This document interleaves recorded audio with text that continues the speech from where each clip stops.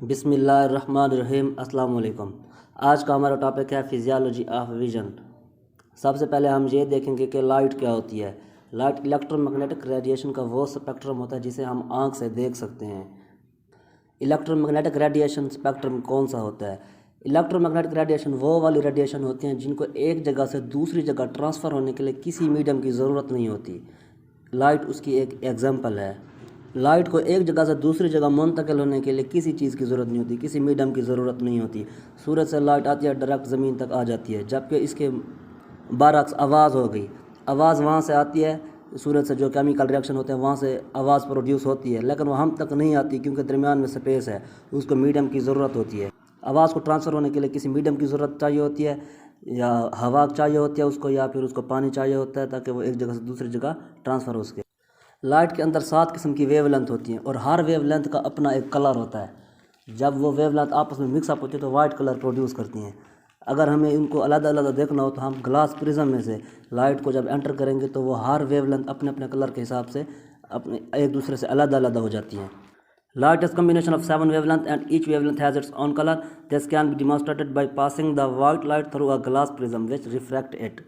जैसे ही हम light prism के अंदर से गुजारेंगे तो वो रिफ्रैक्शन होगी। जब रिफ्रैक्शन होगी तो अपनी अपनी वेवलेंथ के हिसाब से जो लाइट के अंदर वेवलेंथ होती हैं वो उस वेवलेंथ के हिसाब से एक दूसरे से अलग अलग हो जाएंगी और रिफ्रैक्ट हो जाएंगी। जब वो रिफ्रैक्ट होंगी तब हम उनको अलग अलग देख सकेंगे, तब हमें पता चलेगा कि एक लाइट के अंदर 7 किस्म के कलर होते हैं।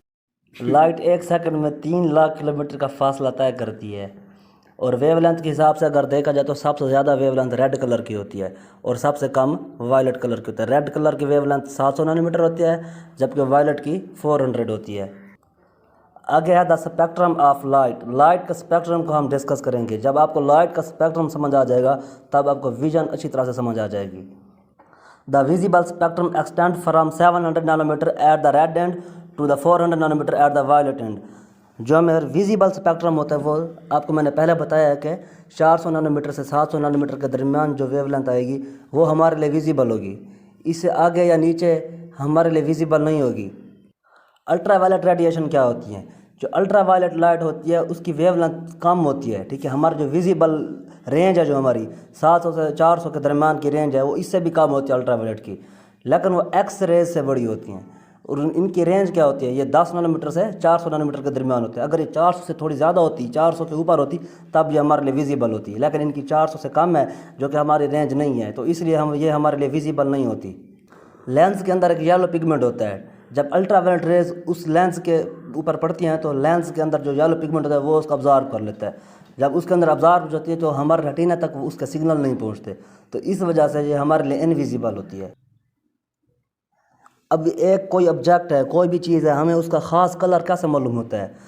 जब उसके ऊपर लाइट पड़ती है, लाइट के अंदर तो हर किस्म की वेवलेंथ होती है, ठीक है। जब उसके अंदर लाइट पड़ती है तो बाकी की वेवलेंथ जो ऑब्जेक्ट होता है वो हर किस्म की वेवलेंथ को अपने अंदर क्या कर लेता है? अब्जॉर्ब कर लेता है, और सिर्फ एक वेवलेंथ को वो क्या करता है? रिफ्लेक्ट करता है। और जो वेवलेंथ उसे रिफ्लेक्ट होती है, जिस कलर की वो वेवलेंथ होती है, हमें वो कलर नज़र आता है कि ये ऑब्जेक्ट इस कलर का है। फॉर एग्जांपल कोई भी चेयर है, अगर वो रेड है तो हमें रेड क्यों नज़र आती है? जब हम उसके ऊपर कोई भी रोशनी डालेंगे, उस पर ऊपर रोशनी डलेगी तो बाकी सारे वेवलेंथ के कलर जो होते हैं वो उसके अंदर अब्जॉर्ब हो जाते हैं। सिर्फ उसका वो कलर जो उसका है, जो हमें नज़र आएगा, वो वाली उसकी वेवलेंथ रिफ्लेक्ट हो जाती है। अगर कोई रेड नज़र आ रही है तो उसकी समझो कि रेड कलर की वेवलेंथ उससे रिफ्लेक्ट होकर वापस आई है, जो हमें वो रेड नज़र आ रहा है। जब लाइट किसी ऑब्जेक्ट पर पड़ती है और उसमें जो वेवलेंथ होती हैं, अगर सारी की सारी वेवलेंथ रिफ्लेक्ट हो जाए, कोई भी वेवलेंथ उसके अंदर अब्जॉर्ब ना हो, तो हमें वाइट कलर नज़र आएगा। लेकिन अगर सारी की सारी वेवलेंथ उसके अंदर अब्जॉर्ब हो जाए, कोई रिफ्लेक्शन ना हो रही हो, तो वो हमें ब्लैक नज़र आएगा।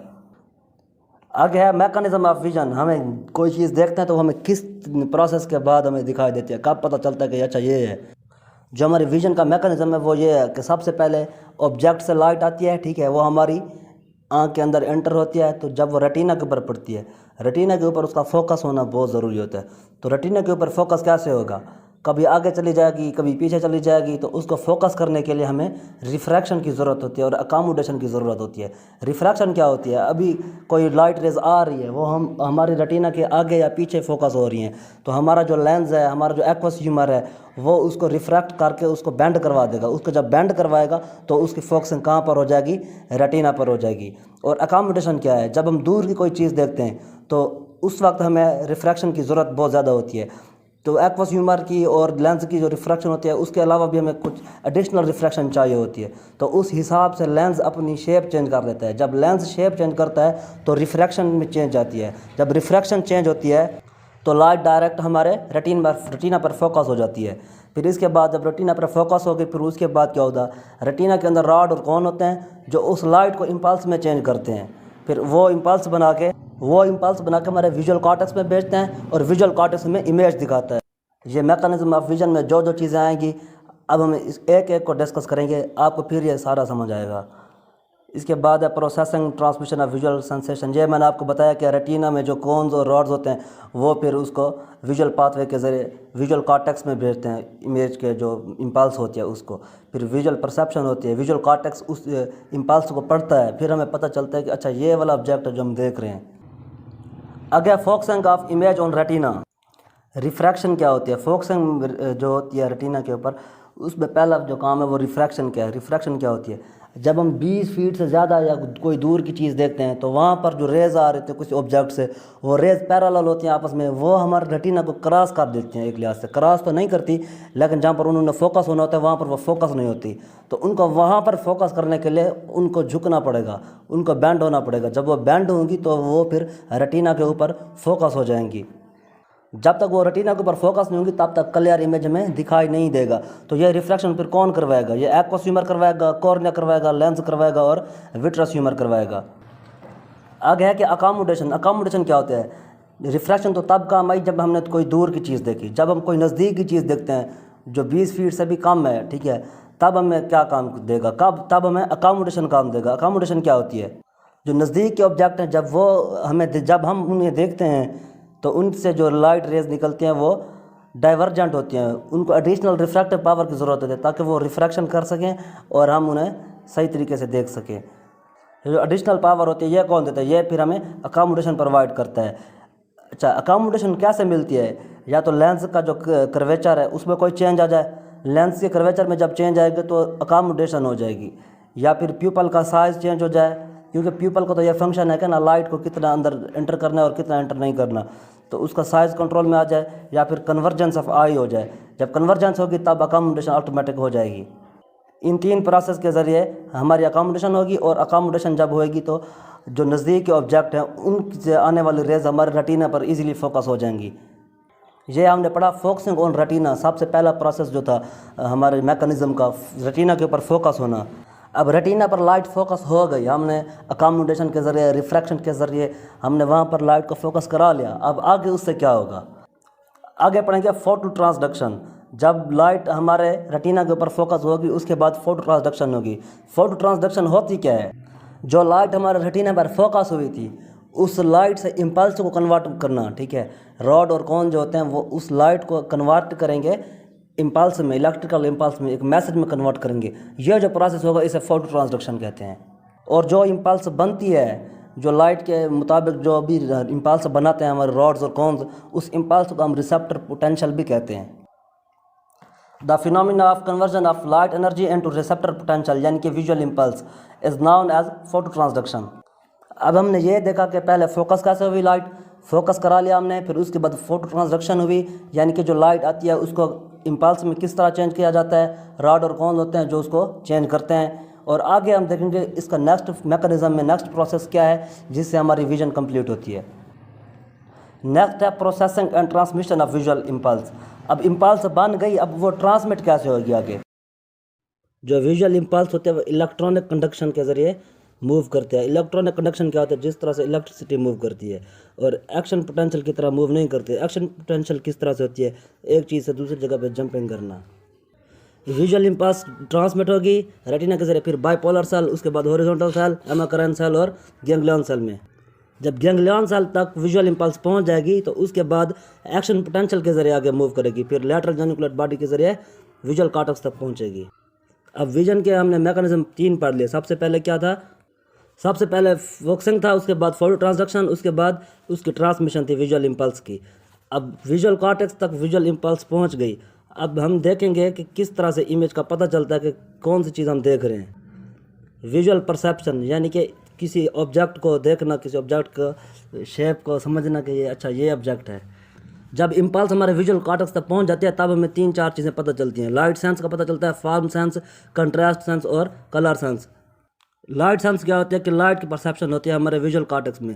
फिर फॉर्म सेंस ये होता है किसी चीज़ की शेप, उस जो भी ऑब्जेक्ट हम देख रहे हैं उसकी शेप दूसरे ऑब्जेक्ट से किस तरह मुख्तलिफ है ये हमें नज़र आना। और कंट्रास्ट सेंस क्या होती है, अभी हम कोई ऑब्जेक्ट देख रहे हैं उसके 2-3 कलर हैं, अब उन कलर के दरमियान कोई बॉर्डर नहीं है, हमारी आंख की ये एबिलिटी कि हर कलर को अलग अलग देखे, ये हमारा कंट्रास्ट सेंस है। और आगे कलर सेंस जब हम कलर को एक दूसरे के अलावा अलग अलग देखेंगे, हर वेवलेंथ के कलर को अलग अलग देखना, ये हमारी कलर सेंस है। आगे हम देखेंगे कि लाइट सेंस, लाइट की जितनी इंटेंसिटी हमारे अंदर आ रही है उस इंटेंसिटी को फील करना, ये हमारा लाइट सेंस है। लाइट मिनिमम क्या होती है, वो इंटेंसिटी यानी कि लाइट की वो उतनी कम से कम ब्राइटनेस जिसको हम अप्रिशिएटेड कर सकते हैं, उसको हम कहेंगे लाइट मिनिमम। डार्क अडेप्टेशन क्या होती है, ये हमारी आंख की एबिलिटी होती है कि डार्कनेस के हिसाब से रेटिना किस तरह अपने आप को अडाप्ट करता है। जब हम रोशनी से अंधेरे की तरफ जाते हैं तो हमारी आंख उसको अडेप्टेशन कर रही होती है, ये हमारी डार्क अडेप्टेशन होती है। डार्क अडेप्टेशन के लिहाज से हमारे जो रॉड्स होते हैं वो मोर सेंसिटिव होते हैं और हमारे कोन जो होते हैं वो कम सेंसिटिव होते हैं। जब हम रोशनी से अंधेरे में जाते हैं तब हम थोड़ी देर के लिए कुछ नज़र नहीं आता, थोड़ा टाइम उसमें स्पेंड हो जाता है। वो जो टाइम गुजरता है जब हमें कोई चीज़ अच्छी तरह नज़र नहीं आ रही होती तब डार्क अडेप्टेशन हो रही होती है। The time taken to see in a dim light is called dark adaptation. आ गया स्कोप्टिक विजन। स्कोप्टिक विजन क्या होती है, ये डार्क में जो हमें विजन हमारी काम कर रही है वो स्कोप्टिक विजन होती है। और ये एक रॉड से होती है, हमारे जो रॉड्स होते हैं वो स्कोप्टिक विजन के लिए रिस्पॉन्सिबल होते हैं। अगर हमारे रॉड्स में कोई मसला आ जाए तो हमें नाइट ब्लाइंडनेस का सामना करना पड़ सकता है।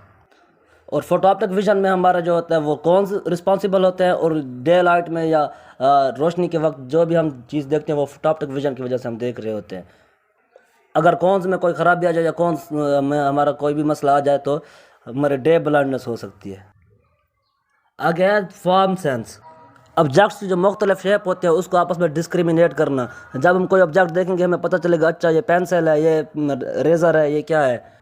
शेप के हिसाब से एक चीज़ दूसरी चीज़ को एक दूसरे से अलग अलग देखना, ये हमारा फॉर्म सेंस होता है। इसमें हमारे कॉन्स जो होते हैं वो मेजर रोल प्ले कर रहे होते हैं।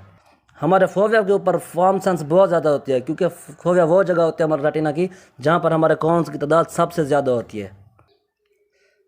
Visual acuity is the measurement of form sense. अगर हमारे कॉन्स में कोई मसला आता है तो हमारी विजुअल एक्यूटी उससे डिक्रीज़ होगी। विजुअल एक्यूटी डिक्रीज़ होगी तो इसका मतलब यह है कि हम चीज़ों की जो शेप है वो नहीं समझ रहे, हम एक चीज़ को दूसरी चीज़ में मिक्स कर रहे हैं। आगे है the sense of contrast.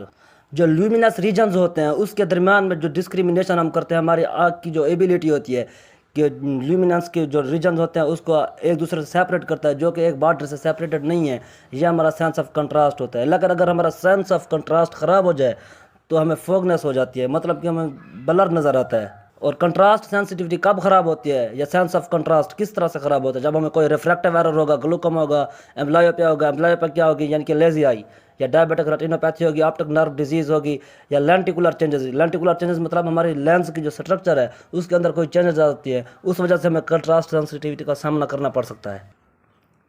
Contrast sensitivity में भी impaired in the presence of normal visual acuity. Normal visual acuity हो सकती है और उसके साथ ये भी हो सकता है कि कंट्रास्ट सेंसिटिविटी कोई मसला हो।